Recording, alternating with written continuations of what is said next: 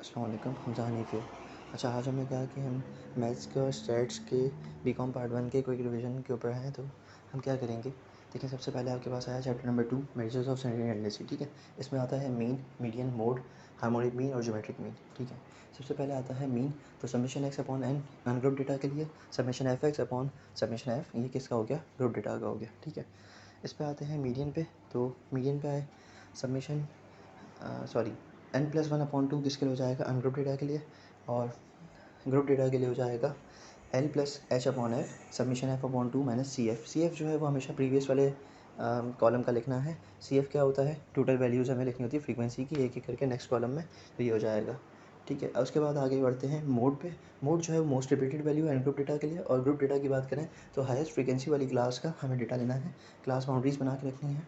और इसमें हम जाएंगे तो L+Fm-F1, एफ एम क्या है, maximum frequency, Fm-F1 divide by 2Fm-F1-F2, और इसको जो है मल्टीप्लाई कर देंगे हम हाइट से। ठीक है, अब हार्मोनिक मीन और ज्योमेट्रिक मीन की बात कर लेते हैं। ज्योमेट्रिक मीन जो है वो हमेशा डिस्टेंस के लिए फाइंड आउट किया जाता है। ठीक है, ज्योमेट्रिक मीन जो है वो anti log summation log X upon N, ठीक है, ये हो जाएगा। और अगर बात करें ग्रुप डेटा की, तो anti log submission F log x divide by submission F. Harmonic mean की बात करेंगे तो हार्मोनिक मीन है 1/n/, एन को डिवाइड कर देंगे आप 1/x के सबमिशन से। ठीक है, तो ये हो जाएगा अनग्रुप डेटा के लिए। और अगर हम बात करते हैं ग्रुप डेटा की, तो उसमें आ जाएगा कि N summation F divide by 1/सबमिशन एफ एक्स। ठीक है, 1/f(x) हो जाएगा। अच्छा, अब उसके बाद हमने आगे बढ़े तो एम्पिरिकल रिलेशन का क्या होता है, mode is equal to 3 median minus 2 mean. ठीक है, ये हो गया। अच्छा, अब उसके बाद आगे बढ़े तो चैप्टर नंबर 2 आ गया आपका। इसमें सबसे पहले जाते हैं तो मीन डेविएशंस आ जाती हैं। मीन डेविएशन पे गए तो मीन डेविएशन जो है वो पहले हमारे पास उसमें से आ सकती है मीन में से, तो समीशन एक्स माइनस मीन और इसका मॉड्यूलस, मतलब साइंस को इग्नोर करते हुए लेना है, डिवाइडेड बाय एन। ठीक है, ये हो गया। और summation X minus median divided by N, तो इसका क्या हो जाएगा, ये मीन डेविएशन फ्रॉम मीडियन हो जाएगा, या मीन एब्सोल्यूट डेविएशन भी कहा जाता है। उसके बाद आगे बढ़े तो वेरिएंस का formula summation X square upon N minus summation X upon N का होल स्क्वायर, ये हो गया वेरिएंस का। इसी का स्क्वायर रूट लगा दूँ तो स्टैंडर्ड डेविएशन का अनग्रुप का हो गया। अच्छा, अब ग्रुप के ऊपर बात करें वेरिएंस पे, तो summation F X square divide by summation F X.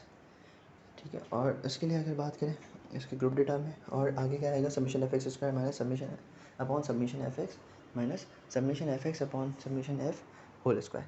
ठीक है, ये हो गया। और आप क्या करेंगे, इसको अंडर रूट ले लेंगे अगर आपको स्टैंडर्ड डेविएशन फाइंड आउट करना है। अच्छा, लास्ट फॉर्मूला रह गया कंपैरिजंस के लिए, कंपैरेटिवली फाइंड आउट करने के लिए, रिलायबिलिटी फाइंड आउट के लिए कोएफिशिएंट ऑफ वेरिएशन का फॉर्मूला हमेशा यूज़ होता है, ये याद रखेंगे। और इसका फॉर्मूला क्या है, standard deviation divide bye mean multiply by 100।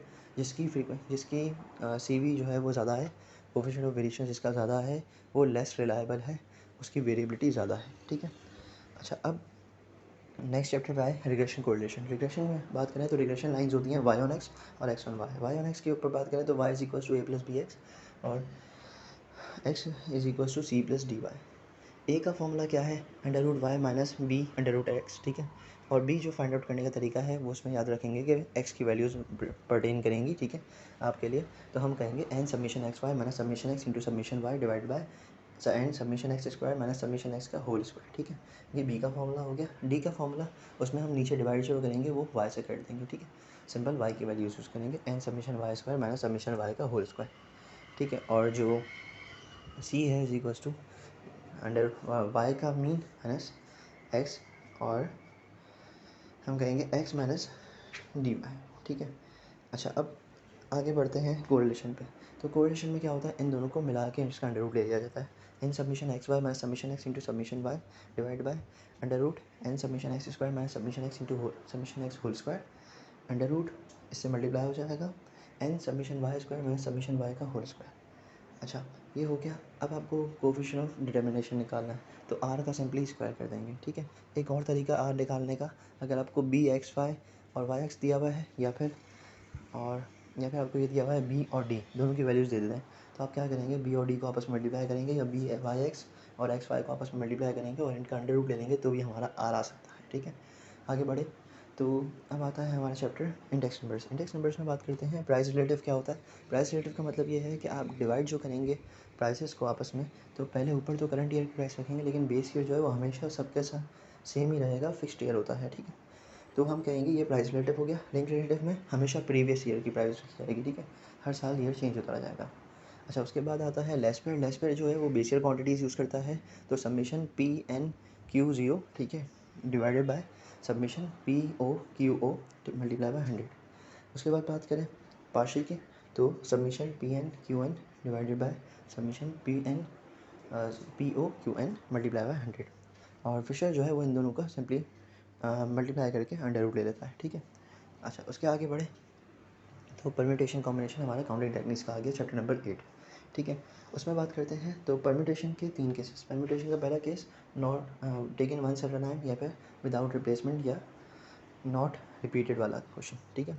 उसमें बात करते हैं तो n factorial divide by n minus r factorial, ये हो गया। इसका second case when the objects are repeated, ठीक है, कुछ नहीं लिखा होगा तो समझेंगे कि ऑब्जेक्ट्स रिपीट हो रहे हैं।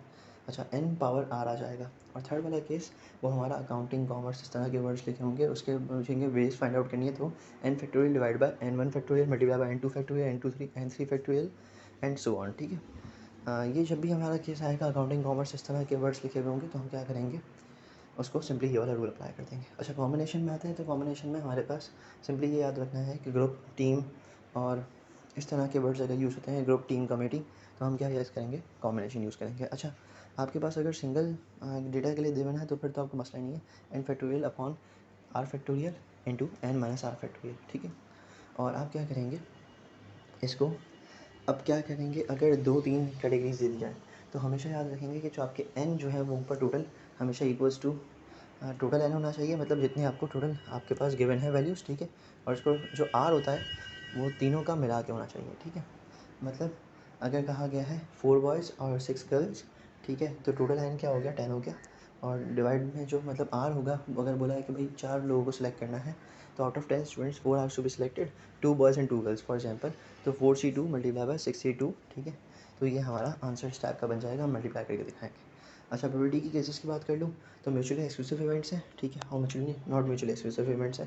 म्यूचुअली एक्सक्लूसिव इवेंट्स में क्या होता है, probability of A union B is equals to probability of A plus probability of B, ठीक है। और नॉट म्यूचुअली एक्सक्लूसिव में हम बात करें तो probability of A union B is equals to probability of A plus probability of B, और इन दोनों में से जो कॉमन आ रहे होंगे उसकी प्रोबेबिलिटी को माइनस कर देंगे, मतलब नंबर ऑफ जो अमाउंट्स जो हमारी कॉमन आ रही होंगी उसको नंबर्स को माइनस कर देंगे, ठीक है। अच्छा, इंडिपेंडेंट इवेंट्स, तो इन दोनों में ए और बी जो है वो मल्टीप्लाई हो जाते हैं, ठीक है, probability of A probability by probability of B. और अगर नॉट इंडिपेंडेंट की वर्ड्स डिपेंडेंट इवेंट्स जिसे हम कहते हैं, ठीक है, तो उसमें क्या होगा, probability of A multiply by probability of B upon A. B upon A मतलब जो उसके ए इवेंट के अगर होने के बाद की प्रोबेबिलिटी बच जाती है वो होगी, ठीक है। अब आगे बढ़ते हैं, हमारा चैप्टर आ गया ये स्पेशल प्रोबेबिलिटी डिस्ट्रीब्यूशंस का, ठीक है। तो इसमें हम बात करेंगे बाइनोमियल की, ठीक है, NCX मल्टीप्लाई बाय प्रोबेबिलिटी जो हमारी होगी प्रोबेबिलिटी ऑफ सक्सेस, उसके ऊपर हम x की पावर लगा देंगे, ठीक है। और q जो है वो n माइनस एक्स के हिसाब से कर देंगे, ठीक है। अच्छा, हाइपरज्योमेट्री की बात करें तो KCX n माइनस के c n माइनस एक्स से मल्टीप्लाई हो जाएगा, और डिवाइड जो हो जाएगा वो NCN से हो जाएगा।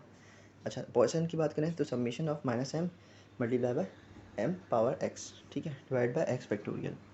और नॉर्मल की बात करूँ तो z is equals to x minus mu divide by standard deviation. अच्छा, अब सैम्पलिंग की बात करते हैं। सैम्पलिंग में विद रिप्लेसमेंट है तो हमें याद रखना है कि सबमिशन वेरिएंस जो है वो डिवाइड हो जाएगा n से, और n माइनस n, बड़ा वाला n जो है वो पॉपुलेशन का होता है साइज़, और छोटा वाला n जो है वो सैम्पल का साइज़ होता है। n minus n divide by n minus 1, बड़े वाले n से माइनस कर देंगे हम 1।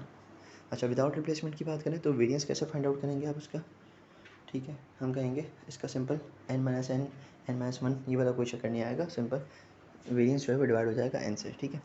अच्छा, स्टैंडर्ड एरर क्या होता है, ये जो एक्स्ट्रा चीज़ लिखी हुई होती है ये हमारा स्टैंडर्ड एरर होता है। अगर विदाउट रिप्लेसमेंट का है तो हम कहेंगे ये वही ऊपर वाली बात हो गई, ठीक है, विदाउट रिप्लेसमेंट के लिए, ठीक है। और जैसे हमने ऊपर निकाला n माइनस n और n माइनस 1, ठीक है, तो ये हमारा विदाउट रिप्लेसमेंट का हो जाएगा, और विद रिप्लेसमेंट में हम कहेंगे कि ये सब standard deviation divide by n हो जाएगा, ठीक है, अंडर रूट n हो जाएगा। अच्छा, एस्टिमेशन की बात करें तो एस्टिमेशन में देखिए आपको सबसे पहले ये देखना है कि पॉपुलेशन का स्टैंडर्ड डेविएशन गिवन है या सैंपल का। सैंपल का स्टैंडर्ड डेविएशन गिवन है तो आप क्या करेंगे, सिंपली आप देखेंगे कि एन हमारा बड़ा है या नहीं है, ठीक है। अगर पॉपुलेशन का गिवन है तो फिर तो ये मसला आता ही नहीं है, सीधे सीधे z टेबल लगाते हैं, ठीक है। लेकिन अगर सैंपल का पॉपुलेशन स्टैंडर्ड डेविएशन गिवन है, हम क्या करेंगे, हम देखेंगे कि एन जो है वो 30 से बड़ा है या छोटा है। अगर 30 से बड़ा है तो हम क्या करेंगे, इसका z टेबल यूज़ करेंगे। अगर 30 से छोटा है तो t टेबल यूज़ करेंगे। x plus minus Z alpha by 2 standard deviation divide by under root N, ये हमारा हो जाएगा एस्टिमेशन का फॉर्मूला। हाइपोथेसिस का फॉर्मूला क्या होता है, अब देखें इसमें दोनों मीन्स गिवन होते हैं, पॉपुलेशन का भी और स्टैंडर्ड का, ठीक है। तो x minus mu divided by standard deviation divide by under root N. अच्छा, इसमें भी सेम कंडीशन अप्लाई होगी। अगर जो है वो आपको पॉपुलेशन का स्टैंडर्ड डेविएशन दिया हुआ है तो आप सीधा सीधा z टेबल यूज़ कर लेंगे, ठीक है। अच्छा, इसमें क्या करना होता है, हम कहेंगे z की जो फॉर्मूला से वैल्यू आती है हाइपोथेसिस के अंदर, उसको कंपेयर करना होता है जो हमारी टेबल वाली वैल्यू है उससे। अच्छा, जब आपने कंपेयर किया तो आप देखेंगे कि अगर जो टेबल वाली वैल्यू है वो ज़्यादा आ रही है तो आप क्या करेंगे, तो आप एक्सेप्ट कर लेंगे नल हाइपोथेसिस को।